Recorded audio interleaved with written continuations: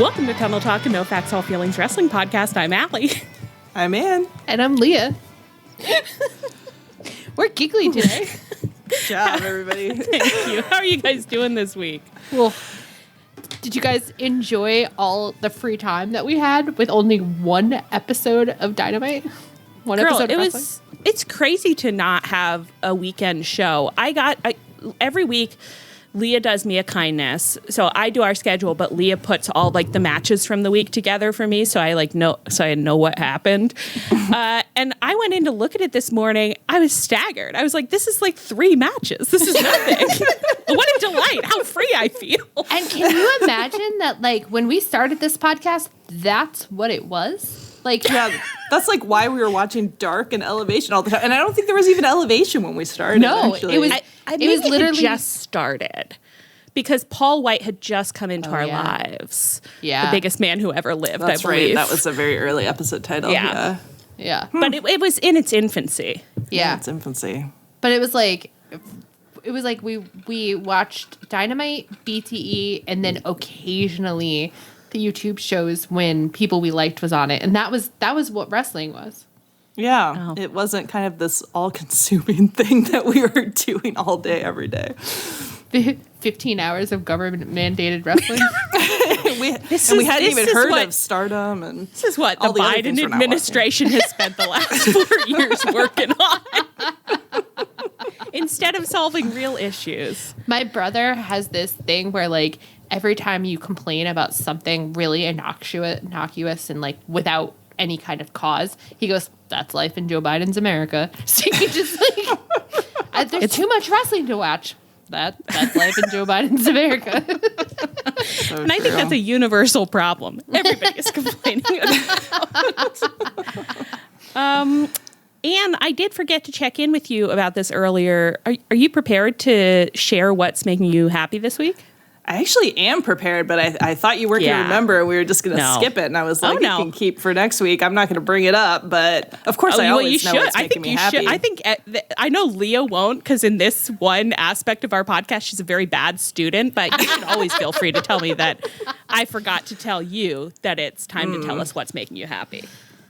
It's true, but no, I will tell you, I had been preparing. Although then when you didn't remind me, now I didn't prepare my little monologue in my head. But do you think you can do it off the cuff? We'll see. We'll see.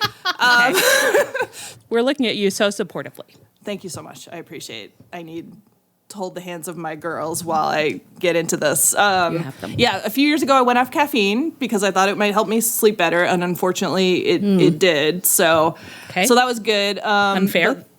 Yeah, it's terrible. And they used to make caffeine-free Diet Dr. Pepper. I'm a Diet Dr. Pepper girl. My whole family is. I think it's a regional thing because Dustin Chuck Taylor is also a Diet Dr. Pepper girl. I did, when I was in college, I was a huge Diet Dr. Pepper girl. It's the stuff. And caffeine-free Diet Dr. Pepper used to be sold in my local supermarket. And then the pandemic hit, and I think there was an aluminum shortage. And, anyway, a lot of weird diet sodas, caffeine-free diet sodas, just disappeared. I think this is also probably a casualty of the seltzer market, which I am resentful of.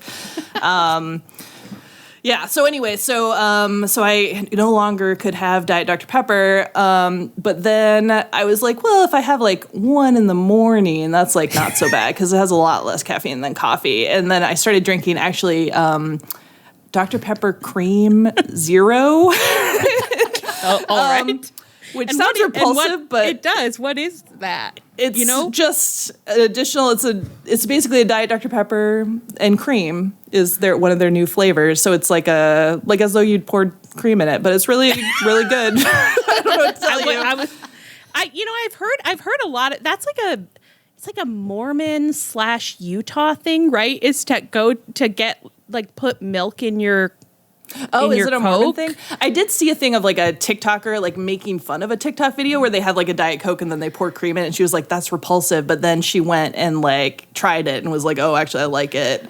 I think it's a Utah Mormon thing. And I'm sorry, but those are pretty interchangeable. So. It's if it's a big thing in Utah, it's probably because it's a big thing in the Mormon community, I believe. Yeah, although they can't have caffeine, I don't think, so. Oh, well, in that case, I don't friggin' know.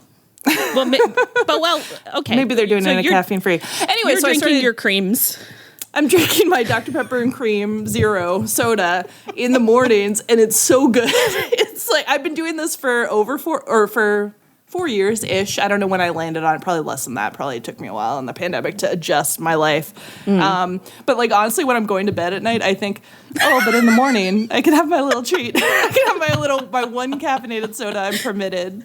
It's my little In Joe Dr. Pepper Biden's and America. cream in Joe Biden's America. And I was out visiting my nephews, and I asked my brother, I was like, oh, do you have any Diet Dr. Pepper? Because that was like our normal family drink. And he was like, oh, yeah. And he was like, well, it's actually like Dr. Pepper and Cream Zero. And I was like, oh, no, that's my favorite. That's even better. Like, don't apologize for that.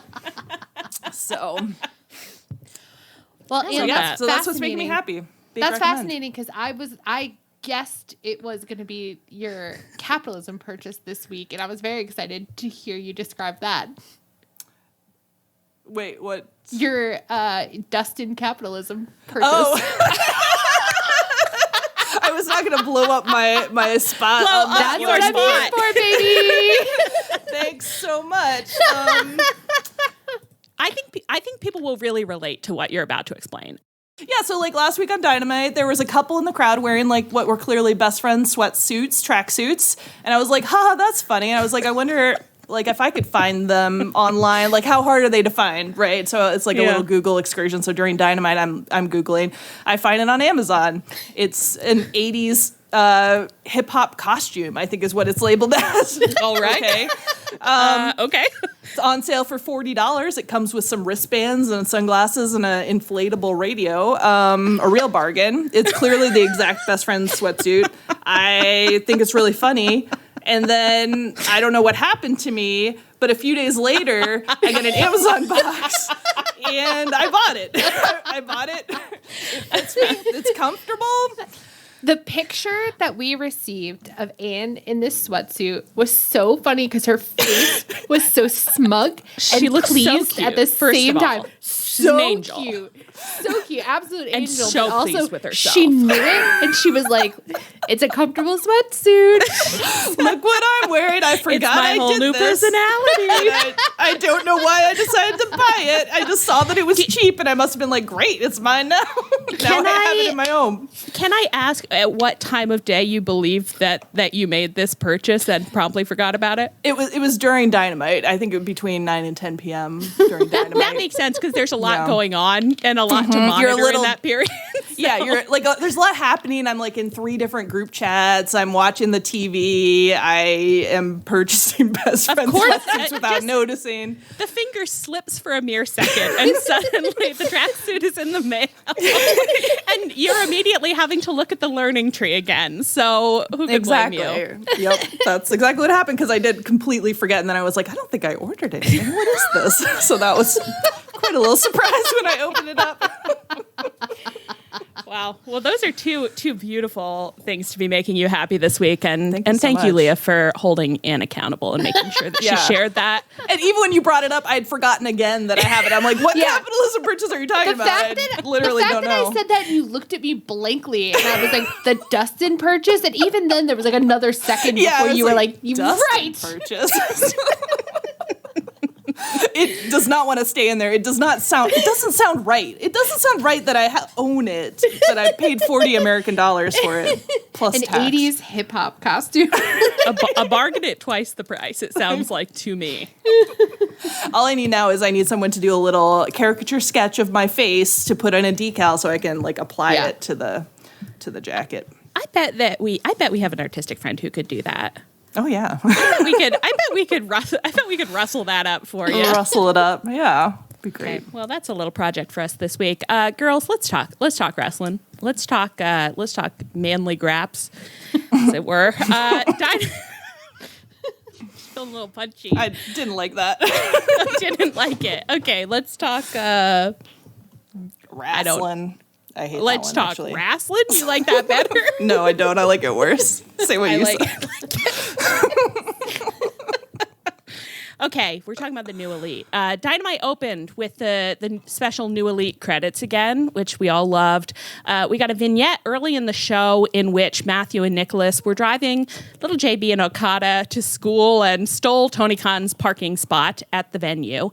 And they also had kidnapped a cameraman who I think was in the trunk. Was he in the trunk of the SUV? Anyway, we got a hospital promo from Kenny in which he basically was like, well, seems pretty rude that you did this to me. But yeah, he didn't seem very like deeply betrayed. It was just kind of like, guys. I do think it has to be like a little bit of a consequence of being friends with the Young Bucks where you're like, they can't help it. That's just true. I should have seen it coming. Boys. Yeah. A scorpion's going to do what a scorpion's going to do. And it did look very much like, oh my God, well, I guess we'll deal with this at another time. And Kenny must also be a little bit like, well, they got there first. I mean, it was a flip of the coin whether it was going to be me or them. So true. He did say, though, that he seemed to have finally remembered that he is also an EVP. And he said, well, if you guys are abusing your EVP powers, okay, maybe I can abuse my EVP powers. So he said that he was going to set an Anarchy in the Arena match for Double or Nothing with the New Elite on one side and 4 men of his choosing to comprise Team AEW on the other side. And so he said that the first 2 men that he would choose were the greatest tag team in AEW history, possibly the greatest tag team in all of professional wrestling history. 2 guys that had the courage to step up to you, FTR. We didn't like hearing that. We suspected it was coming. I hope they're scanning his brain while he's in the hospital. Listen, a lot of people have tried to hold Tony Khan accountable for how he's treating the wrestlers, how he's taking care of them, like medically, but I think that something needs to be done. There's no way they should have let Kenny record a promo while he was clearly high. He was on a lot of pain meds. He was in pain. He was saying wild shit. He was vulnerable. He was vulnerable, and he was taken advantage of. Who put a camera in front of him when he clearly was out of touch with reality? Yeah. You know how they say in Vino Veritas, but in pain meds, lies. In pain meds, yeah. Everyone says that. In fentanyl, in morphine, in opioid, lies. Lies. Absolute lies.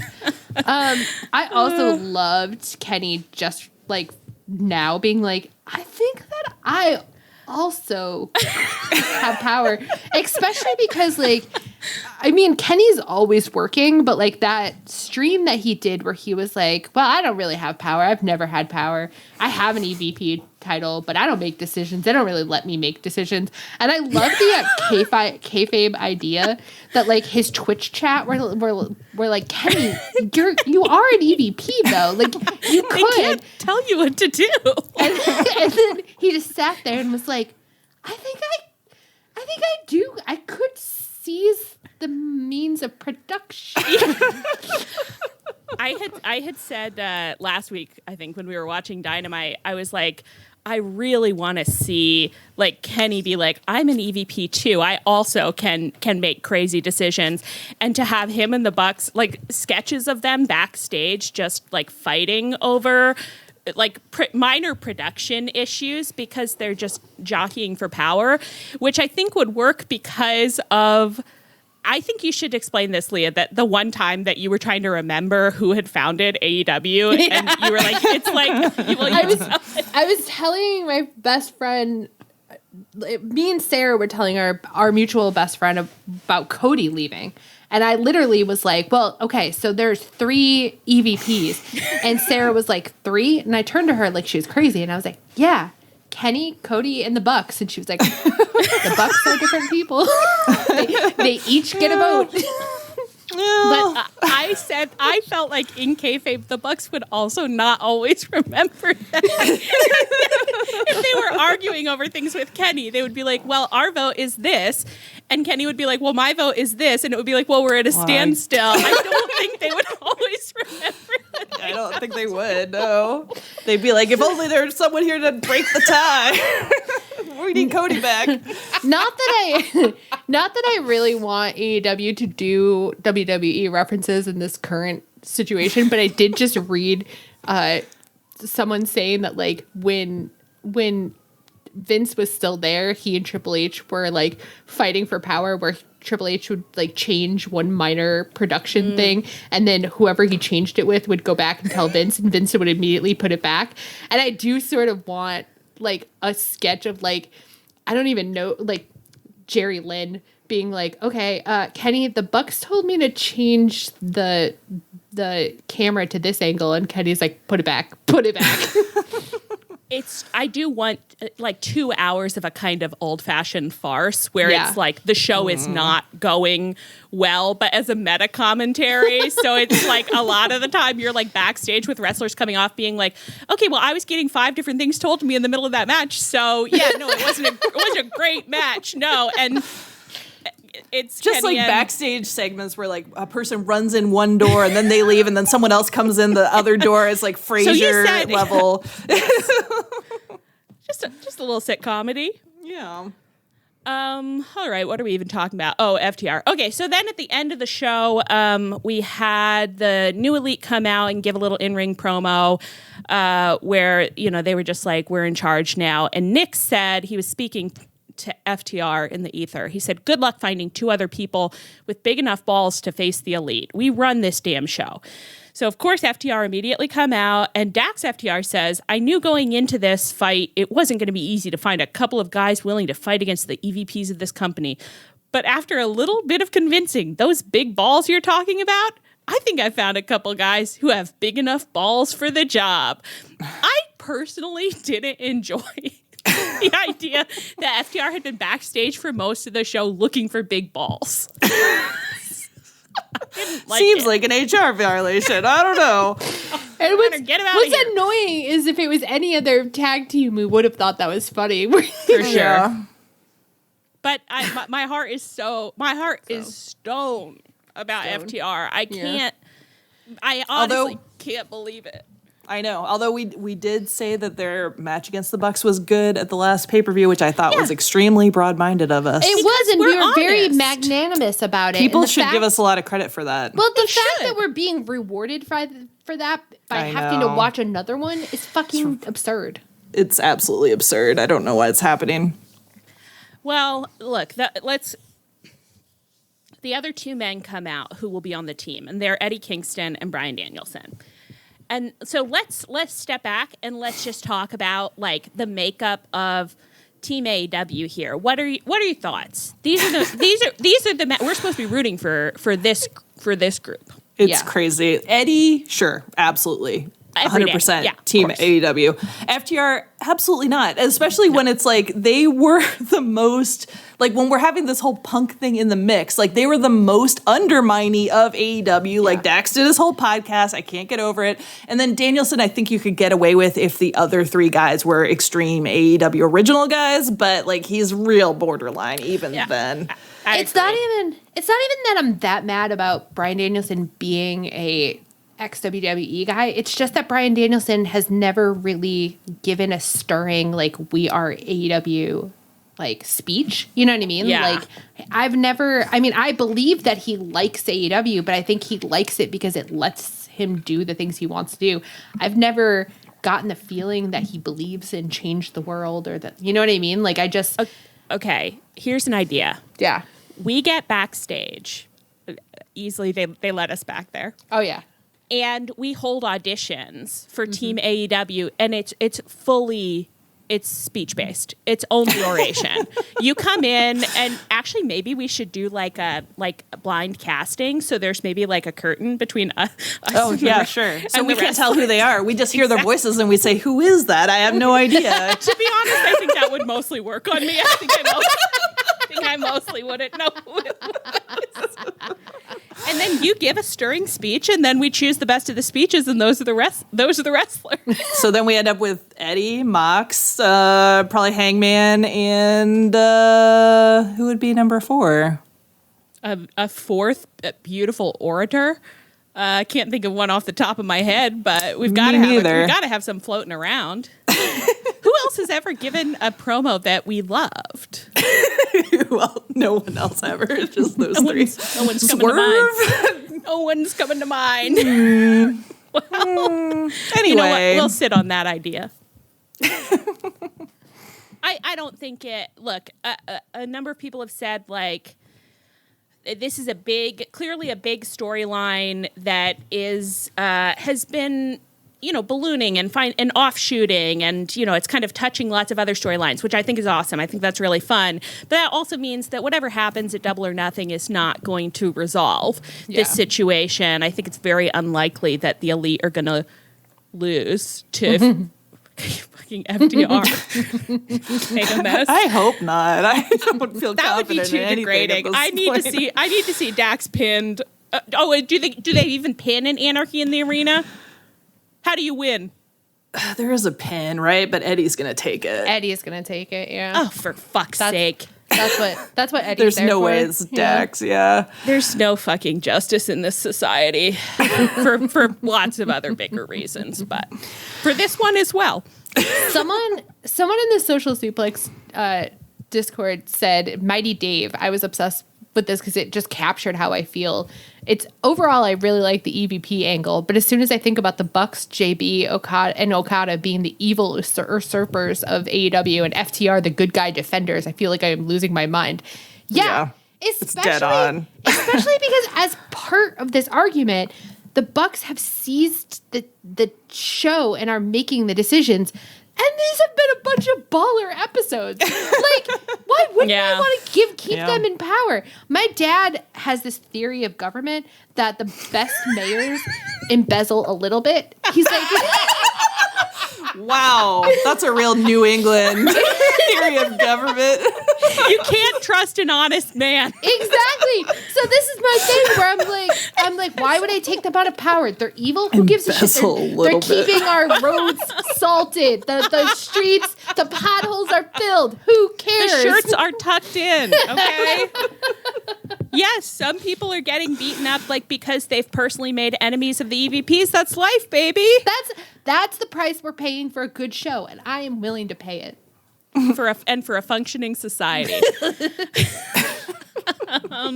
So interesting little political insight there. I mean, listen, I agree. I don't know why anyone would want to, get him out of the hot seat. I think they're killing it. I just hope, let's get this team AEW defeated. Eddie, I'm sorry, you don't deserve this. Bryan Danielson, you'll be fine. Okay, so I'm not worried about you. FDR, I want you in that cage in the sky. I want you gone. Go. I want you gone. People were also saying it feels more like Dynamite versus Collision than the Elite versus Team AEW, which is also dead on. And it's like, that's so distressing. Collision can't be the good guys. That's not how that works. No, this is completely fucked. And it's also fucked that Eddie was teaming with the Bucks against Bryan Danielson not that long ago. I know. This grab bag stuff is crazy. Also, I can't believe I'm in a position again where it's like, well, we just have to get this over with FTR yet again. And then they'll probably just come back for the next pay-per-view. Sometimes I feel like FTR is somehow the only team I have ever watched the Young Bucks fight. I know. Somehow. And it's I think that people are like, well, they're the Bucks' best rival and No, most they're important not. rival. And I'm like, Wrong. no, that's the Lucha Brothers. That's the Those Lucha Lucha Brothers. Brothers are there, and possibly Motor City Machine Guns if they ever show up. Listen, we would love for them to show up, and we'd love to let them into our hearts. We are desperate for another beautiful married tag team that we could love. Okay? Yeah, desperate. Please come to me. But it's not FTR. I would rather watch the Bucks fight Top Flight for the Absolutely. next 3 pay-per-view cycles. 100% the last time. I would rather watch the Bucks kill Top Flight in the ring. We're talking a lot about the Bucks killing people in the ring in the last I know, it's kind of few a new months. gimmick I'm working on for them called EVP Assassin. Okay. Okay. Also on Dynamite. Oh, do you want to say anything about Matt Jackson's jacket? It looks like Beautiful Cruella jacket. DeVille. Yeah, beautiful. Lovely. Honestly, it was. I immediately started Googling. I was like trying to figure out, following Anne's example, where the jacket had come from. Because I was like, that's kind of one of the nicer looking garments I've seen you guys in. Well, I like saw them walking in and I was like, oh, it's so funny that Matt's wearing like a pretty normal suit and Nick's wearing like this garish yellow shiny suit. And then Matt turned and I was like, oh, it's not a normal suit. That's a two-tone suit. I could only see one tone. I was obsessed with it because his gimmick right now is not that far away from, I'll skin a bunch of dogs for a nice coat. He might skin them, but then he would thank them too. He'd be like, great coat. You're killing it. I'm killing you. You're killing it. Okay. Also on Dynamite, Swerve got an in-ring promo in which he called out Christian Cage, saying, I can't blame you for what you did, beating him up, presumably. You see someone at the top, you go for that person. I need you to come out here and handle business with me. So Christian did come out, accompanied by his whole beautiful family, which I love. We had a little light back and forth about Swerve's gold teeth. And Swerve was clearly feeling very prepared because he had brought the Mogul Embassy with him to defend him against the patriarchy. But unfortunately, at the pivotal moment, Brian Cage turned on him and the embassy beat Swerve up. And they beat him up a little, and then they beat him up a little more, and then they beat him up a lot and a lot more. And they just really beat him up quite a bit. And Christian Cage went backstage where we saw the EVPs applauding him, and he thanked them for their great idea and said it's the start of a very fruitful working relationship, and walked off, leaving Matt and Nick to turn to each other. And I think it was Matthew who said, and I don't think anyone could describe what happened here as a bitch move. And it was, the voice was kind of as if like what Swerve said has like been like ping ponging in his head, and he's been no, you're the bitch in the shower. Yes. This is Matt Jackson being very girl coded, because having been in more male dominated spaces on the internet in the wrestling community that I'm used to, they don't worry about being bitches at all. Whereas women are always worried that someone will think they're a bitch. So men are just true. like saying the meanest things to each other all the time. That is so true. It is extremely girl coded that he was like, but I'm actually still a really nice person. Yeah, that wasn't a bitch move at all. And it really bothers me that someone would say that. Okay. What did you guys think about the Christian and Swerve exchange? It was a little more generic than I was hoping from them, but I think overall, like, they both delivered it well. Like, it was totally fine. Like, I didn't have any beef with it at all. And this whole, like, the embassy turning on Swerve, I'm very interested in, because I think Swerve with no minions and maybe having to, like, take stock of himself could send him in, like, a more clear, like, babyface type direction. Yeah. And if he needs to, like, make friends instead of having minions and goons, like, that could be an interesting little character development. So I think it, like, sets him up where it's like, hopefully it'll pay off and he'll do something interesting with it. But I do think it's like a good direction, potentially. Yeah. Yeah, I think it was one of those things where it's like they were working backwards in the wrong way, where it's like they needed the embassy to turn on Swerve. And so Christian was just there to like knock over the first domino. And it's kind of, it wasn't enough about Christian, but it was fine. They needed to do that. So to give Brian Cage credit, I like on Twitter later, he was like, he retweeted something Swerve said and said, yeah, you took the wrong Cage to Wembley. And I like had this moment where I was like, oh, that's a good reason to be like, hey, we were your goons, but part of that, like, the reward system is supposed to be that you like it trickles down, and you're not. I mean, as Reagan taught trickle us, down economy don't work. It don't work. Yeah, no. But so he's like powerful commentary from Brian Cage, if you think about it. And he sees in the means of production. You know, he gets it. Great character work from Brian Cage. But yeah, so like for him to be like, you know, here you are, you're the world champion. What have we got? We've gotten nothing out of this. Fuck this is actually a pretty good motivation. So, yeah. Yeah, I think that's true. And I thought Swerve got a really good, the thing where he said to Christian, like, you don't want to get uncomfortable. Like, I don't remember it was a good line referencing the coat match. Christian will say, I quit. And then Christian looked like speechless and upset. And I like that a lot too. Yeah. Well, patriarchs don't like to get got. I mean, there's one thing we know. True. So I really liked that. I thought that was zesty. And I agree. I'm very interested to see like to watch Swerve take stock of the landscape backstage without support. I don't know if he's still going to have Prince Nana. I did have the reaction of like, we can't lose Prince Nana. He's done nothing wrong. But like Prince Nana, he's just danced and sometimes helped cheat, but that's okay. It's just, he's just a fun guy. Yeah, he can't lose Nana. I'll be very upset if he doesn't have Nana anymore. I'm so attached to Nana because I was talking to Sarah about something and Sarah was like lightly annoyed about something she had read where somebody was like, like Tony gave Swerve Nana, and Sarah was like, "No, Swerve took Nana. No one was using him. He was languishing on ROH. Nobody was using him, and Swerve saw that he was being underutilized, and Swerve was like, no, this is what's happening. And so now I'm like, yes, like."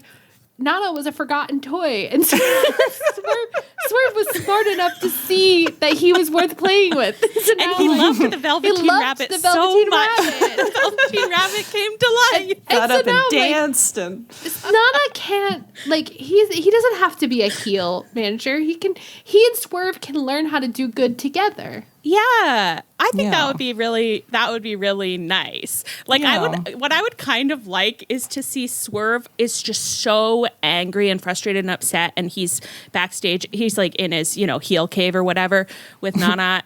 I guess it's like his world champion dressing room or something. And a heel cave kind of implies it's like a man cave kind of situation. It's like the baby faces have most of the backstage, but there is a heel cave for them to go do what they need to do. Anyway, he's pacing and he's being like, "Oh, I'm gonna find. They're gonna be so sorry because I'm gonna find like the meanest, toughest, hardest guys on the roster, and I'm gonna make them my minions, and then we're gonna get these guys." And I want Nana to be like, "I've got an idea, boss.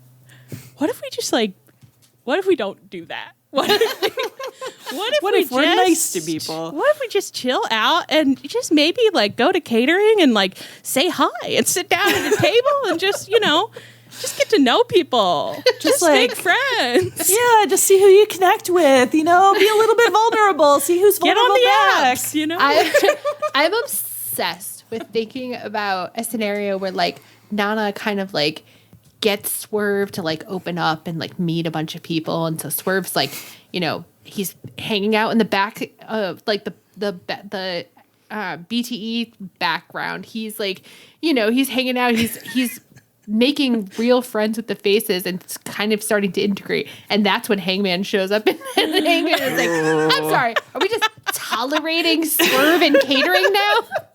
And that it would be a great heel opportunity for Hangman to be marching around catering, knocking people's trays off their table, being like, "You people disgust me. How can you hang out with this man after what he did?" And they're just being like, "Okay, well, we've all kind of sometimes done really bad stuff. We're wrestlers. You're in the heel cave for a while, and then you're in the glory of the face dressing rooms, and then you're back in the heel cave." And they're just being like, and he's pretty fun actually, and he's been really chill. Hangman's not gonna like that. He's not gonna like that. Gonna like that. If you come back from leave and it turns out someone's kind of taken over your job and they're friends with all your people, very upsetting. Especially if they broke into your house and threatened your baby. Yeah, it actually would then. It would be so juicy if Swerve made friends with the Dark Order and made them his backup. That would be really juicy. And Hangman be absolutely rip shit. That'd be amazing. And if Alex and John Silver are yeah, Swerve is nice to us. He talks to us. He pays attention to us. Yes. We haven't seen you in 8 months. He asks how we've been doing. He seems interested because Swerve is learning from Prince Nana. Prince Nana is helping Swerve learn how to have functional relationships and friendships backstage. Yeah. And they're just all supporting each other. Hangman's outside the door seeing the Dark Order, sing with Swerve. Do you ever tune into what we're saying and just contemplate explaining this to I don't know, Dave Meltzer, and just being like, no, they learn how friendship works. That's what wrestling's all about, Dave. I think that Dave Meltzer would be confused by it, but that we are right. And it is what most of wrestling is when you get right down to it. He's like, none of that has happened. None of that has, I don't know why you guys are talking about it so much. None of it's happened. Okay. Any other thoughts about Swerve or the Elite? I don't think so. Okay, let's move on, girls. Serena Deeb got a live promo this week in which she said that she had 2 strokes last year, but the crowd didn't care that much. Good. That wasn't useful what I put there. She was eventually interrupted by Toni Storm, who called her a charity case and threw some money at her. Serena Deeb said, such a crazy line, "Toni, I highly suggest you start taking this seriously." And Toni said, "Fucking no."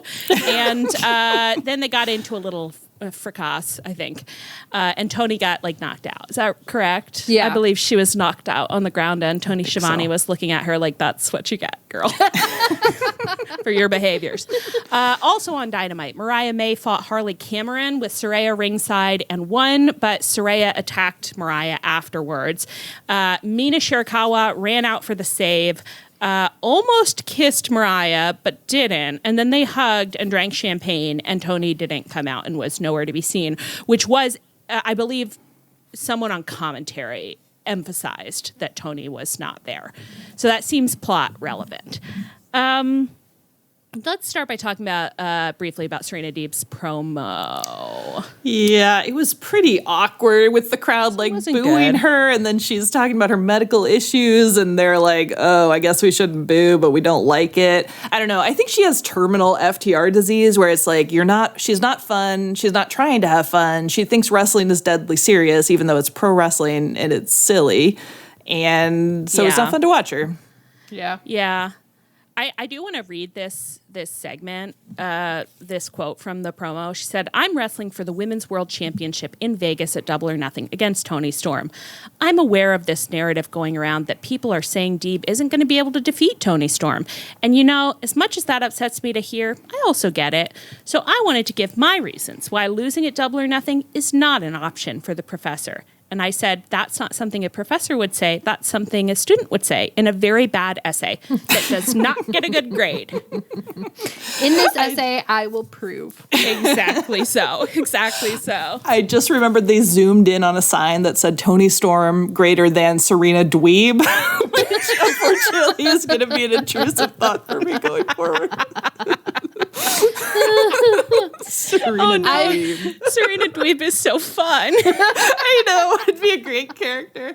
Well, and honestly, her saying Toni, I highly suggest you start taking this seriously, could be really fun if she played an over-the-top character being like, please be serious. And everyone's like, no, but she's not. That's not the vibe at all. No, if she was willing to make a caricature out of this and just really lean into especially with Toni being absurd, it would be very funny for Serena to be like, stop dicking around, get in here and do real wrestling. She could even say the word graps and make it funny, but I'd love to hear her say the word graps. Yeah. Yeah. It's just it's at a certain, what can you say? She really does, we've never really seen her try anything in the promo or gimmick department. I know that some people pointed out that she used to do a little bit of a professor gimmick where she would do her squashes, but it would be Professor Deeb is teaching you how to squash, I guess. And it's okay, well, that doesn't work for me, brother. I'm gonna need to see a little something more than that for a gimmick to work for me. Yeah. And she just never really plays with it. And I am sorry. I think it doesn't feel that good for me as a viewer to be as a human being, I don't want any human beings to have 3 strokes and not know why they had them. Okay. But it is uncomfortable for me to watch this promo and just be like, well, you can't just say that to me and expect that alone will make you somebody that I'm interested in or want to root for here. It's unfortunately, it is insufficient. No. Yeah. Yeah, it definitely needs more than that. Yeah. I wish I had saved Aaron Rakowski's tweet about when he was like, what did he say in her voice where it's I've had 3 seizures. Well, you maybe should get a tincture. Oh, that was Trevor Dame. Oh, Trevor Dame. Yeah. Yeah, that one was very funny. Okay, let's check in quickly about the Tony, Mariah, and Mina storyline. I am worried that sometimes I'm worried that I'm not actually following it that well because I like all the components that I see. But then today I was like kind of like trying to paint a picture of what exactly is happening here in my head. And I thought, I don't know, actually. Like, I know some of the components. I understand that Tony is experiencing a flavor of jealousy. I understand that. I understand that Mariah, from the time that she got here, has had a thing where you're just not quite sure what her game is. Yeah. And I understand, I think that Mina and Mariah are on good terms, although what happened, like Mariah's face after she didn't get kissed in the ring, I was like, okay, but she doesn't like that, so I don't know if that's meaningful. I'm just not sure I fully know where anyone is in like an arc at the moment. Am I being foolish? No, you're I not. feel the same way. Well, here's the thing. I feel I'm really, really into Mariah and Mina, Oh, yeah. but For sure. I suspect that the story that I understand is one that I've invented in my little head. What is it? Maybe not, though. Tell Is us. that not so often the case when we're watching wrestling? But please, story time with Leah. I think that what's happening here, and to make this even worse, I have not seen any of the old Hollywood movies that Tony and Mariah have been like playing around with. So if you're saying to me like right now, oh, I can't believe you don't recognize that it's, from All About Eve. All About which I Eve, haven't yeah. seen either. I haven't seen that one either, and I have seen a lot from this era, but Oh, should we all group maybe we watch should All About watch it Eve? together. I think you Yeah. probably should. Yeah. Okay, that's good. Okay. We came up with a little assignment for So Mariah comes in, she's obsessed with Tony, and she's like absolutely like no holds barred obsessed with Tony. And Tony feels Yeah. incredibly confident in giving her little scraps of attention, and Mariah will do anything to keep like Tony's interest, right? And so they're going along and everything's fine and normal. And then Yeah. Mina comes, and Mina's energy is kind of like that she and Mariah are fuck buddies, or maybe like hook up at parties, like that. Okay, Like it is yeah. all fun. Like Mina is there to have fun. She wants to drink champagne. She wants to dance. She's here not for a long time, but here for for a very good time. good time. And Mariah's energy is that when they were in Stardom together, she was in fucking love with Mina, and she's Okay. like, "This is it. Mina's come to America to be with She's me. come for me. She's come to save me. This Yeah. is it." And so she's turning her attention to Mina, being like, "Is this the moment?" And so when Mina doesn't kiss her, she's like, But What if- Mina, when I she was doesn't gonna kiss her, add- yeah, Oh, that she's like, "This is still not it. You're still keeping me dangling. Why won't you just kiss me?" and it's because Mina actually is like, no, I'm coming to America for crowd reaction, baby. Yes. I'm coming to America so that I can get over as a big star. Yeah. Yeah. And she's happy to have Mariah with her. She likes Mariah. She probably even loves Mariah, but not to the Not that- intensity not like that Mariah Not has. monogamously. Right. And Yeah. meanwhile, so then you've got Tony in the background who has had Mariah's unswerving attention. Yes. And all of a sudden is losing it. And so Yes. what Tony doesn't seem like she understands what she feels for Mariah or whether she can trust Mariah, but she knows she wants that adoration. And it is true that Tony's behavior is very much like your best friend gets a girlfriend, and all of a sudden you're like, I could be a girlfriend. I could be. What does Right, she? you wanted What a does she girlfriend? give you that I can't? Oh, she make out with you and bleep bleep bleep. I could do it. I could do it. Yeah, I mean that all checks out for me. I agree that I have no idea if it's what. Yeah. I think that the Mariah Tony dynamic, I do understand. I don't know the All About Eve reference, unfortunately, but I understand from like a talented Mr. Ripley dynamic where Yeah. it's like, Yeah. erotic mirror love. Yes. Of wanting Yes. to become Yes. someone, and also you want them. That's not exactly what she's doing. Anyway, yeah, it's none of this is a complaint because we're so happy with everything we see on screen, but I do sometimes think, like, should I be getting a few more little clues about where people, what people want at any given time? Because I don't always know that. I don't always know this is what I'm trying to get right now. So our friend Mary Yuxura, I don't know if that's how she pronounces her username, but tweeted something where she was like, men are looking at the Mina, Mariah, Tony storyline and saying, is there lesbian subtext there, as if it's not text. And I was like, are men actually asking that question? Then what do they think is happening here? It's because they've been watching wrestling this whole time and they're like, well, that's all platonic. So this is pretty platonic. But if it's platonic, what do they think? What is the text? Yeah. Right. Describe to me what you think is happening if it's just... I don't know. I'm very Mariah and Tony have been gal pals for some time now. So let's start just there. Normal friend jealousy with kissing.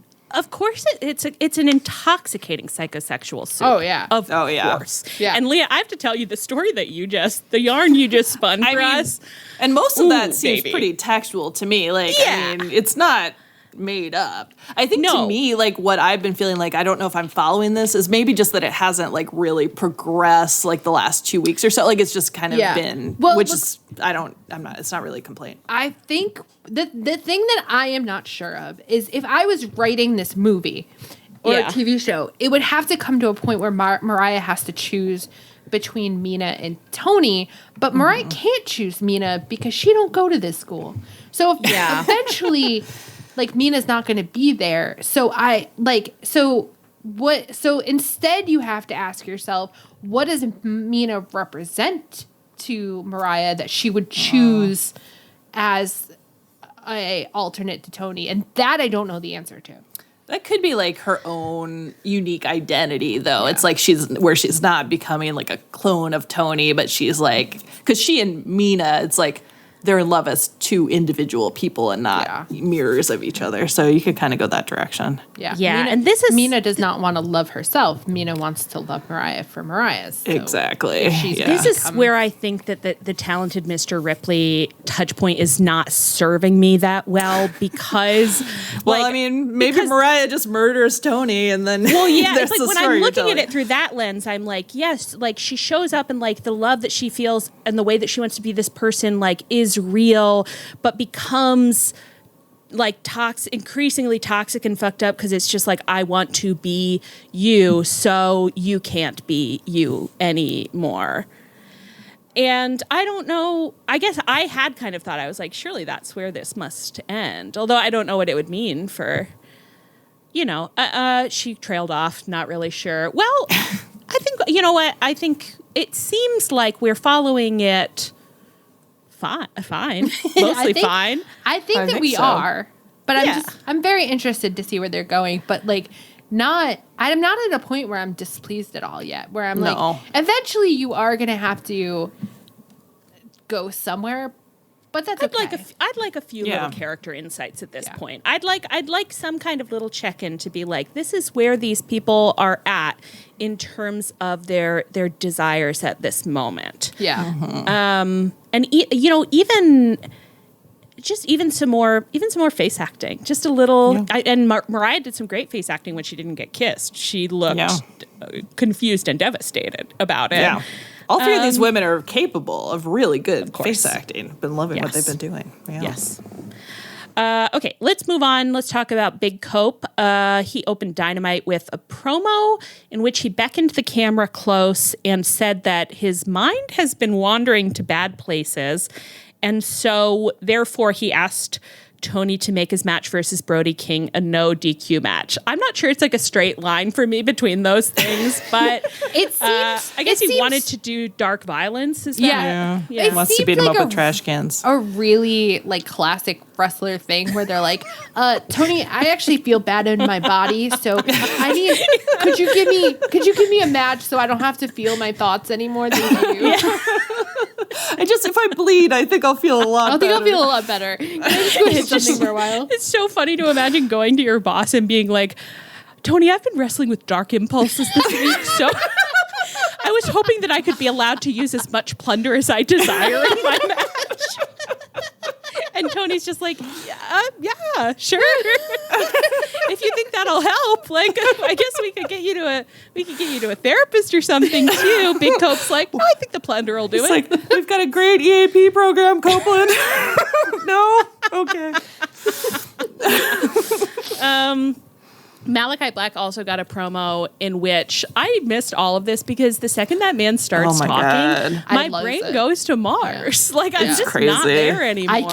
I can't process what his speech, like when he's talking and I'm like, I have no idea what he's talking about. I went and rewatched it after you like wrote the little summary in here, and I was like, oh, that is what he's saying, but he's saying it in such a way that it makes it impossible to really stick onto. And he's telling it like it's a little parable. He's like, there once was a boy. It's just like, Malachi, cut it out.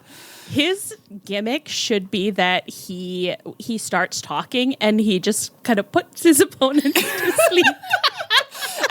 His promos would really be improved if he would like do his whole deal and then like someone would walk in and be like, what are you talking about? Like make it like a True Detective season 1 thing, where like someone says like, it's a metapsychotic. It's like, what is your problem? Why would you say something like that? It's all dark around him, and then at the end, someone turns on the lights, and he's just in the basement. And it's right. just like, They're like, dude, have you just been down here in the dark this whole time? Again? It's like There's some weird stuff. kind of like a sad high school girl listening to Conor Oberst lying on the couch crying about how your friends don't like you. That's what's going on down here. He's like, no, I've actually been doing a lore promo. It's been some really rich, robust lore that everybody loves. It's my lore promo, Dad. Leave me alone. Anyway, I guess he said that he thinks that Cope's true nature is, quote, vile, cold-hearted, and evil. So he wants to bring Copeland to the brink of death so that he may live again. Like, what does that even mean? It's so stupid. I don't know. It's kind of some kind of like mad scientist Frankenstein vibes there. I must kill you. So that, yeah, anyway, whatever. So Cope did beat Brody King. Really long match, but it's fine. It's okay. Brody then immediately started attacking him again. So Kyle O'Reilly ran out for the save. And then afterwards, Kyle approached Cope backstage, and Cope was like, thanks for helping me. That was really amazing. And Kyle was like, can I fight for your belt? Can I fight for your belt, please? And I loved Adam Copeland just being like, dude, did you just save me so you can fight for my belt? And then he was like, well, yeah. I mean, I will let you. But it was a little bit of a vibe of like, okay, well, that's like one of my 13 reasons now, buddy. Like, you don't even want to be, I'm going to heel turn. You don't want to be friends. You just want my GD belt. And it was like a little bit like, wow, you cheapened the save? You cheapened that moment? Of the save. Sanctity of the save. Thought we were building something, but I guess it was transactional for you. Kyle's And really Kyle- out there hustling. He's like, if Tony Khan won't give me a title shot, I'll start saving whoever I can, I guess. Yeah, and Kyle was doing some quite intense face acting, which was I thought was a little out of the norm of what he's been up to recently, because he's had 2 modes recently. One is 1,000-yard stare, like I'm looking into the grimness of my own past and contending with the evils that I have done. And then the other one is where he gets that kind of blank, like, psycho face, where he's just like, hi, I'm Kyle. I'm a nice guy. I'm happy to be here. But this time It's so nice, actually. It's so mad. nice that you're here. Yeah, his vibe during that promo was so weird because he also was speaking a little fast. Where he was like, "Can I fight you? Can I fight you Saturday?" And then he's just like, "What is happening, buddy, right now?" please." I did not understand from this promo. I'm worried that I sound stupid tonight, but I really don't know what to expect from him going into this match. Like, I'm like, are you going to try and eat him in the ring? Maybe. Like, are you going to fight honorably because you really are being a good boy? Maybe. Are you going to do some other crazy horrible thing I just haven't thought of yet. That seems more likely than the good boy thing, but who knows? Yeah. It's really it's hard to know what he's trying to convey because you're like, well, he's conveying someone who doesn't mean what he's saying very effectively, but is that because he's doing bad acting or is it because he means like he's a little weasel snake? I don't know. I don't know why he's somehow like the most egregious offender in this category in all of wrestling, because there's so many people who will say things and I'm like, yeah, that was horribly acted, but I think I understand what's going on here. Kyle for the past ever since he's come back, and again, love him to death, obsessed with it. I can't get enough of this guy. Every single thing he does, I just think, what is your game? What is this? I truly don't know. No. Like I'm like, what do you want me to be feeling right now? I guess we'll see. I guess we'll see what happens when we're back in the trenches on Collision this weekend. I do kind of want him to make it his gimmick where, like, you know, next he runs out to save Okada, and then Okada's like, thanks, I guess. He's like, can I have a shot of the Intercontinental belt? It's like, I'm going to get a belt. I'm going to rescue every belt holder in this company. It'll be Matt Jackson's pleasure to be like, guards, clap him in irons. Clap him in irons and take him to the heel cave. Take him to our deepest, darkest dungeons, guards. I want so bad for Kyle and Matt to interact again. I know. The best part of the I know. Undisputed Elite. When I think about the things that they were getting up to back then, their relationship was so fucking It was funny. so funny. We're on the same side, and like every time they're in the same room, Matt looks like he's like gonna turn into a cat and scratch this guy's eyes out. And Kyle looks like he knows it, but he can't stop like baiting the cat anyways. Oh, yeah. And meanwhile, Adam Cole was in the middle of them, pinching the bridge of his nose, being like, please, you two. Can we just be friends? Can't we all just get along? Don't we all just love getting along, actually? So only you. In all of wrestling, Adam Cole, only you, and only shoot you. Anything else that you want to say about Cope? He is getting these long matches, and it's like, I like him. I don't really object, but it's like, is there nobody else that wants to wrestle? Like, why is this happening? I experience it in this way that I'm like, I think that there's a period in my life that I would have been very annoyed at him, but for some reason I am sort of like, well, you know, it's good energy that like, he's like, I want to finish my career, like, because I guess a lot of people were like, Cope in WWE matches were not that good, and he's like, "This, I'm changing my perception. I'm gonna wrestle like crazy. I'm gonna go anywhere you need me to." And like, I just keep being like, "Yeah, that's like he's fine. He's doing." I like the mental image of Cope kind of like frantically backstage, like, a man can change his stars. Tony, give me 20 minutes, Tony. I will show them what I can be. You know what it also is, that it's because we know he's like taking the ad breaks and stuff that we would not have known or cared about a year or two ago. It's definitely, I think definitely knowing Trish and Sarah has changed us. Where we're like, well, you know. He's really a team player, though. I mean, Really a team you know, player. yeah. That's so true. I don't feel mad about it, but I feel so generously like, well, it's not always for me. Sometimes I'll just go Right. I'll go get some berries out of my fridge during that. I bought some raspberries yesterday at the store, and I thought of Oh my you, and I God. thought, I'm going to eat all these berries. I'm going to You want a little hot tip I got? No one's Yeah. ever thought of this before. Sometimes I cut up all my berries, put them in a bowl, and I just sprinkle a little bit of brown sugar over them, and I eat them while the brown sugar, the berries haven't masticated yet. So the brown sugar is just still kind of grainy, and it's just so nice. It's so lovely. A little berry bowl. Yum. Well, anyway, that's been our little berry talk segment. Okay, let's move on to hot topic. Hot topic for your girls. Greg versus OC Open Dynamite this week. This match rocked. This was so fun. So good. They really, I mean, I believe that they were furious at each other and did not care if they won the match, just wanted to kill each other. Yeah, commentary kept hammering that point home, just being like, I think someone could have won this by now, but they don't seem to be trying to win. They just seem to be trying to murder each other. They really communicated that. They went into the audience. They did that. I loved that spot they did in the audience where the girl like next to OC, I was like, you're having the time of your life. This is the best thing that's ever happened to you. I love you. I kiss you. I wish I were you. I'd be scared to be you. Like, this is amazing.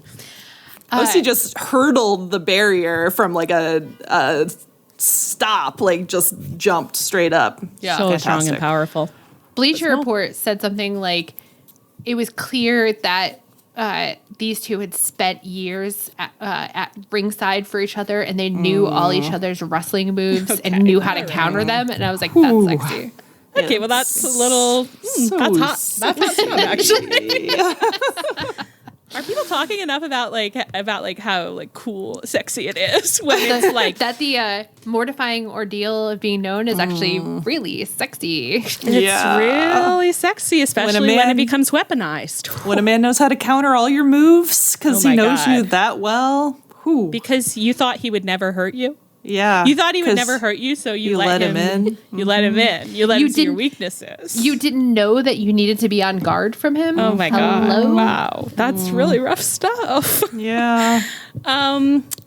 Yeah. So eventually, Greg tried to cheat by removing a turnbuckle, but the ref saw and was distracted. So then OC removed a turnbuckle while the ref was distracted, and he managed to slam Greg into it and get the pin.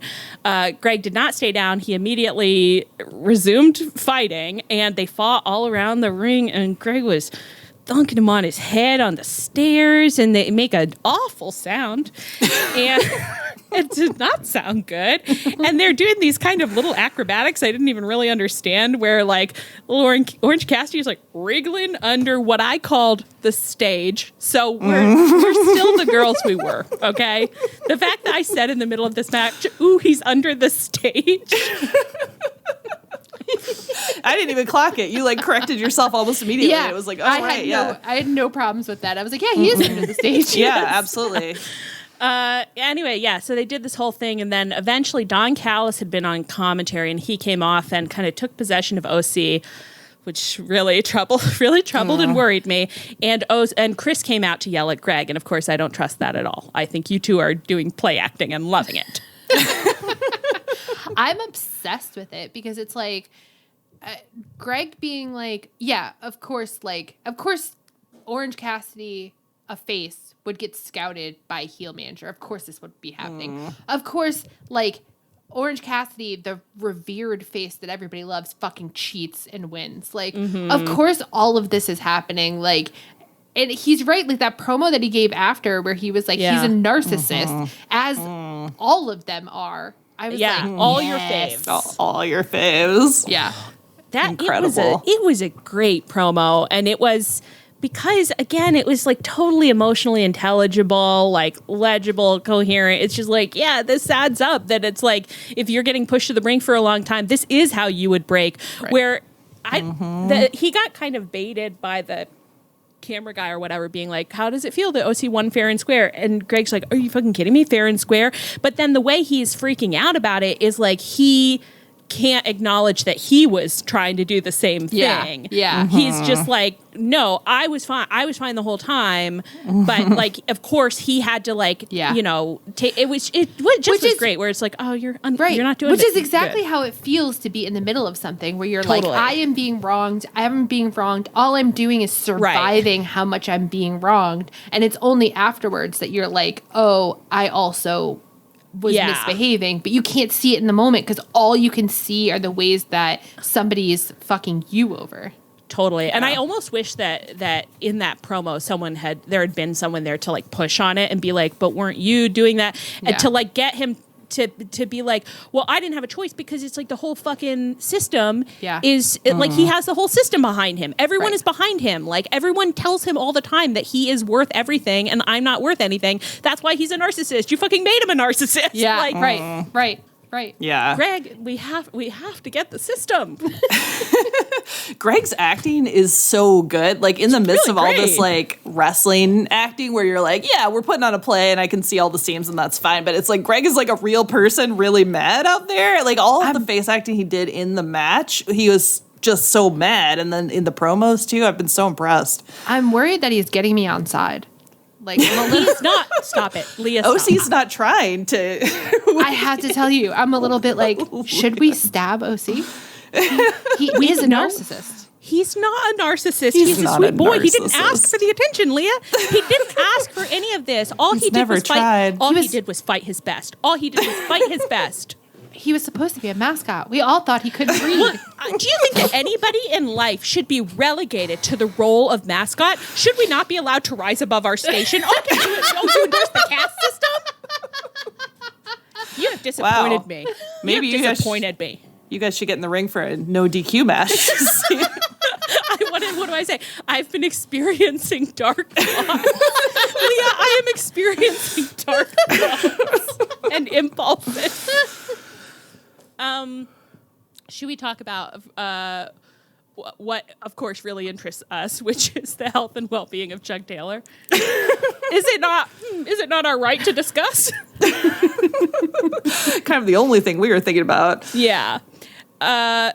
Everyone's just looking at me. Okay, I can start it. So I got a little discombobulated for a second. I'm sorry. Before we get into this, I've been hearing a lot of strange noises in my house, and I wasn't sure what to do about it. And then the cat just walked by with the treat container, which is closed. She can't get into it, in her mouth, and she's dragging it like it's a carcass. And she just went into my bedroom with it, and she can't get into it. But when did she learn to carry Tupperware?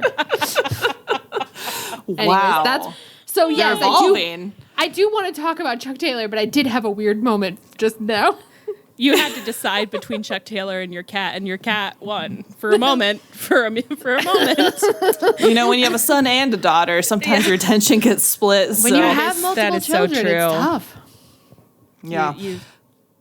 But during the match, Excalibur started talking about the details of Chuck Taylor's diagnosis, and I think Leah, you heard part of it in. Yeah, so we'll talk about let's talk about it as like where we were as it happened. So I watched with Sarah. Listeners, journey with us. So I was with Sarah for the first time in a long time because we decided we needed to be together for this match. And so we're like, once we realized that Excalibur was telling us details, we both like leaned in and then started frantically Googling the words that we were hearing. And both of us came up with, it's called a vascular necrosis. And I have to tell you, I did have to rewatch this match because I completely blacked out because I was busy getting a medical degree where I was like deep in. I was like, the bone is dying. And so like, and Sarah's reading from one page to me, and she's like, and it can be caused by this way. And I went treatment, and she was like, another factor contributing, and I went treatment. This Grey's Anatomy ass living room. We have to act. Treat. We have to act. So I've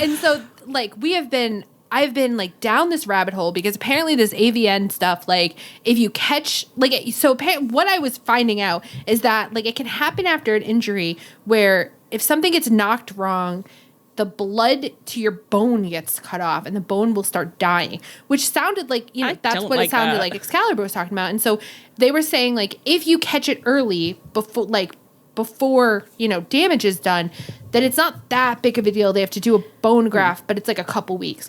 And do you want to review why we were a little worried that maybe Chuck Taylor hadn't caught it early? The man who Just for about his a whole year personality. kept being like, my wisdom teeth are killing me, but I can't get dental surgery. We're like, we are fucked. Literally, I think 9 months he was like, I can't sleep because my wisdom tooth is hurting me. God. And we were like, did you go to the dentist? And he said no. God. And by we, I mean his Twitch chatters, which I've never participated in. Yeah, we would never talk to him. No. But, all right. So all day today, I've still been down this fucking rabbit hole. And in fact, we got our friend Blaine, well, she did it on her own and we were just excited about it, to reach out to her dad, who is an x-ray tech, to be like, sir, what are his chances? do you think he'll walk again? Do you think he'll ever ever walk again? And the answer was kind of like, well, probably not. The word It's not a good deformity was prognosis. used, and I didn't Yeah. like that. So, anyways, that's where I'm at, and that when I sign on to this very Zoom today, and what happened, Anne? Yeah, so Leah was saying this all when we were watching, and I had totally missed Excalibur saying that because I was watching the match, I guess, whatever. But Okay, humble brag. I know. So I was like, oh, I'm gonna watch it back because apparently there was like a lot of medical information. So I got on, like 7:30 tonight. I or love that whatever. you've picked up a pen now just to show us how serious you got. So then I listened back, and actually the first thing Excalibur said was the actual diagnosis, which was different from what Sarah and Leah were talking about. And so it's actually, what is this? Like, I had to Google what it sounded like. Osteochondritis Dissecans lesion on his ankle, which is still like it's like a fragment of bone like breaks off in your ankle, and that fragment's dead. So that's where they ended up with the dead bone stuff. But it's like not the like whole ankle bone. This is very technical talk, obviously, and I know what I'm talking about. No, don't worry about it. Doctors. We have gotten our bone degrees in the past 24 Yeah. hours. Don't worry about it. Basically an osteopathic surgeon. So anyway, but it's less serious. It usually happens to like teens and young adults, and Children and babies, because Yeah. is Chuck Taylor not a little child and baby to us? yeah, all the websites I was reading were like, your child may have these symptoms, and I was like, He might. he probably does, yeah.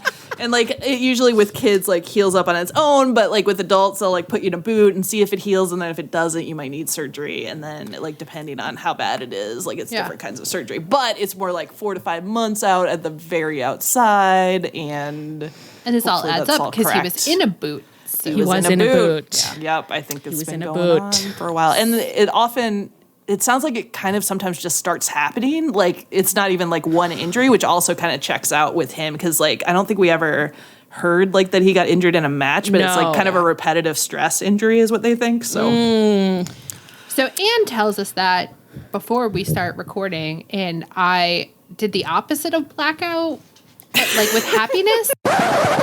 Listeners, as you know, we record on Thursdays. On Friday morning, The Observer and Fightful both reported that the injury is serious and Chuck Taylor is not expected to wrestle ever again. And in light of that, we will not be airing the rest of this section where we experience the feeling of optimism, and will instead be replacing it with a little piece that explains our feelings better. Stop all the clocks. Cut off the telephone. Prevent the dog from barking with a juicy bone. Silence the pianos and with muffled drum, bring out the coffin. Let the mourners come. Let the aeroplanes circle moaning overhead, scribbling on the sky the message, he is dead.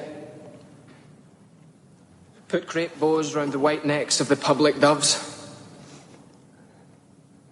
Let traffic policemen wear black cotton gloves.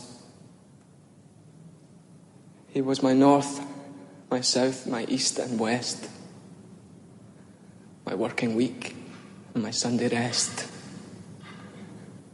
my noon, my midnight, my talk, my song. I thought that love would last forever. I was wrong. The stars are not wanted now. Put out everyone. Pack up the moon and dismantle the sun. Pour away the ocean and sweep up the wood. For nothing now can ever come to any good.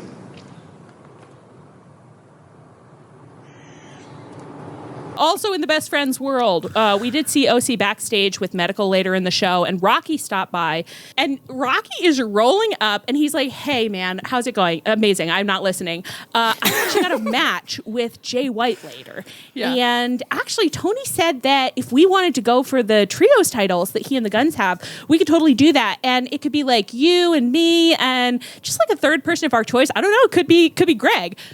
And OC whips his fucking sunglasses off. He's like, it could be fucking Greg. It could be fucking Greg who murdered my best friend who's now dying of bone necrosis. It could be Greg who just fucking dumped me on my head on a pair of metal stairs. It could be Greg. It could be Greg. And Rocky's like, could be Greg. Totally could be. Rocky did not right, hear feel a better, word man. of his reply. Rocky was not listening, and he was like, I don't care. I need warm bodies. This is my. Rocky said, oh, come on, OC. Trio shot? Trio shot tonight, King? Trio shot? Maybe everyone is a narcissist. I think Greg is right. Yeah. I'm saying, get on side. Yeah, I know. I can appreciate Greg's points while also saying that I don't think he's dealing with them very helpfully. Okay? Maybe if Tony Anyway. had approved more no DQ matches for him, he could have gotten some of the darkness out. Maybe if he had gone to Tony and said, I'm having dark impulses.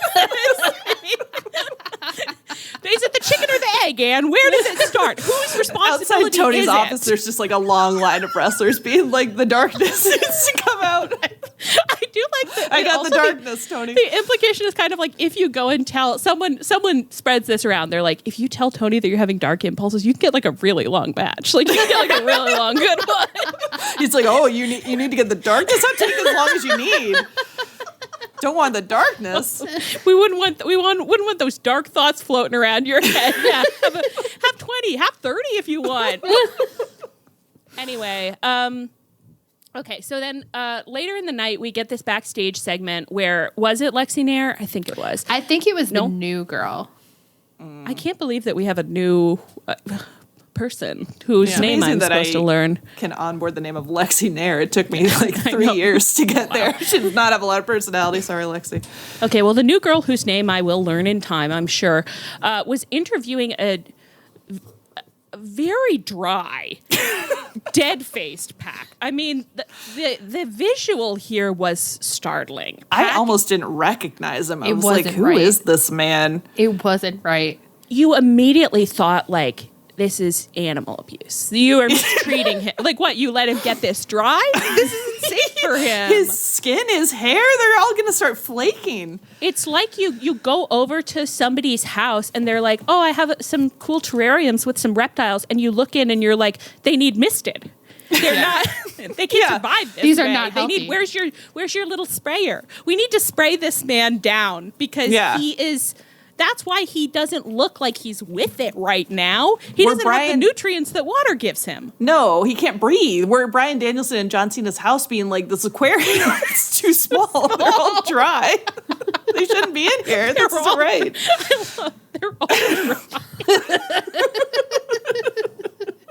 Jesus. Excessive dryness, excessive wetness, it all upsets us. I wish everyone could just find the right moisture level and stick That to rhymed, which was really beautiful. Oh. I was thinking today that it's like wrestlers are like plants, right? Where different plants need different levels of right. moisture, and they need, some of them they need to dry out all the way before you water them again, but some of them you've got to keep them quite moist all the time. Yeah. And If an that's- OC was as wet as a Pac, like you might get some mold issues, yes, He could he'd drown. have root rot, which he Root might rot. at this point. Yeah, at in this his point, life. he probably does have root Might be rot. dealing His with some energy root rot. last night was root rot. He got said, some Greg root rot." gave me root rot. Okay. Anyway, so then Jay White comes by with the guns and he mocks Pac for a while. And then I refuse to read that quote. That's unacceptable. And then he goes to have his match with Rocky. And Rocky loses to Jay White, but afterwards the guns start beating him up anyway, which I always think is so mean. Like when it's like, well, he lost. Like, Right. you know, He's is it already necessary? dead. Really? Like if the heel lost and is mad, I understand it. But if the heel won, it's like, can you just go get an ice cream? This is so cruel and pointless and needless. But anyway, so then Pat came out to save Rocky. So the implication when we rub our little brain cells together does seem to be that Rocky and Pac and OC will fight the Bullet Club Gold for the trios belts, which I'm only interested in if what OC does in the match is mostly sit by the ring and cry. Like if he is just kind of slumped over against the ring, like slow crying the whole keep time, yes, I'm tagging him in, and he just waves them Just off because he's so crying good. so much. Yeah, and- that would be yeah. okay. Yeah. That's true. Yeah, I've been so, like, the best friend storyline has honestly been executed so well so far, other than, of course, my panic attacks over Dustin's career. But this whole, like, oh yeah, let's throw OC with Pac and Rocky feels like just traditional nonsensical OC booking where it's like you just grab some men, you put them together, it doesn't really make sense, it doesn't really tie into anything. So hopefully it will tie into something, because I don't like it. I'm worried that that's going to be the fucking Double or Nothing match, and I want the Double or Nothing match to be a Greg OC rematch. Yes. Give me emotional. I wanted them to have a dog collar Catharsis. match. Yes. Oh my God, Leah. Yeah. Oh my God. Okay. Ooh, we're gonna need to take some time to onboard that idea.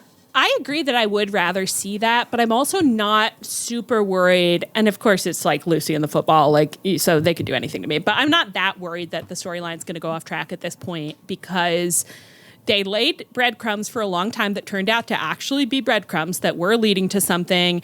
And because of what we know about, but what we think we know about Dustin's ankle necrosis, we believe that there's a period where he won't be around, and we think that he will come back. So it's like you got a lot of time to fill. So you're going to have to do some stuff with him that isn't like directly related to the storyline, because that's how the best storylines work. It's like you get like a big chunk of them, and then you back burner them, and then you get a big chunk, and then you back burner. So I'm feeling optimistic. But of course, be careful. Tread lightly with our favorite storyline. Tread lightly with our emotional support storyline. Yeah. Well, we don't have our emotional support wrestler anymore. No, at I mean, present. So we don't have reserves. Like, No. there's No. no well of reserves. We were putting up with Chuck being the world's happiest manager while OC did absurd. And I thought we were being really brave Yeah. about Really it. very brave. Really Yeah. brave. So Yeah. the only way I'm gonna accept this trio, like with good spirits, is if Dustin is ringside with a plate full of oranges, saying, "Good game, guys." He can't be ringside with a plate full of oranges right now. The man is suffering physically. He is Okay, getting well- surgeries. He should With his- limp out post with his surgery. peg- I don't Like- think he should. I think he should stay home and heal. I think he should stay home and safely. I think he should do some pre-tapes from home with a plate of oranges, agree. maybe. I agree that he could do some pre-tapes from home. I keep thinking, did any of you ever read this children's book called What Katie Did? Yes. Did you I really? think I Yes. maybe, or have you talked about it before? It sounds vaguely familiar, but I don't remember. It could be either, but I believe the plot is that it's like Katie is kind of like headstrong, and she's always getting into trouble, and then eventually in the book she like does something crazy on a swing and like breaks her back and becomes an invalid and is just like stuck in bed for a long time. And so she has to learn a lot of new mental and emotional skills about like patience and how to, it was kind of a, like a moral, little moral story for children. And then in the next book, she goes to Rome or something, but that's what Katie did next, of course. Anyway. The one where Katie breaks her back and has to learn new skills, and then the one where Katie goes to Rome. Oh yeah, this is it. Listen to this. Helen tells Katie, because cousin Helen is an invalid, so Helen is helping her learn how to live as an invalid. And People used to really be invalids, just did it. We don't. straight up. I think we need to bring a little of that terminology back, because it's like we really act like people should either dying or they're well and they should act well. No, many people are in the middle. Many Yeah. people are in the middle. A lot of us need to lie down because of our agonies, so Exactly.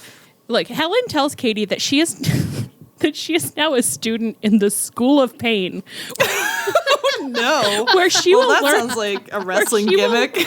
she will learn lessons in patience, cheerfulness, hopefulness, neatness, and making the best of things. And Neatness. now I keep thinking about what Dustin did, and that's the time that he has off away from this world of wrestling. He's going to learn some lessons about neatness. Yeah. He needs to learn some lessons in the School of Pain, and I need to see those lessons being learned. I need them filmed. Maybe he could have a little YouTube show where he shows us the lessons he's learned in the School of Pain. Dustin, Free idea. free idea. Oh my God. Okay. Yeah, we're feeling good. We're doing well. We're thriving. Yeah. Yeah. Dynamite's And we're been so surviving. fun. All our faves are doing the storylines on TV now, which is crazy. Yeah, that is really nice. On that note, I have been Allie. I've been Ann. And I've been Leah. And this is Tunnel Talk. Our theme is by Chris Corrigan. You can find us on Twitter and Tumblr at Tunnel Talk Pod, via email, tunneltalkpod@gmail.com. Please rate, review, and subscribe to us wherever you get your podcasts. You can also find us on the Social Suplex Network feed, along with a lot of other great shows. If you don't know what's really been going on with the Drake Kendrick Lamar stuff this week, you can go check out their special episode of ONR. What I have to say, I learned everything much. I know. Everything I know about this, I learned from them.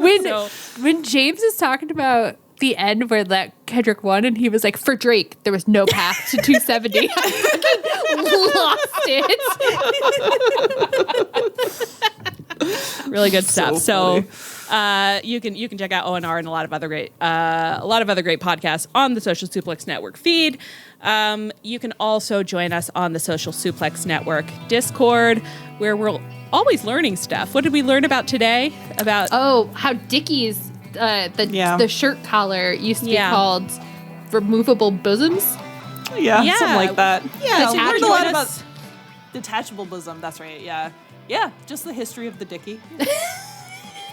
So that's always an option available to you, is to come learn about removable bosoms with us. Stay frosty, and as always, please come back next week.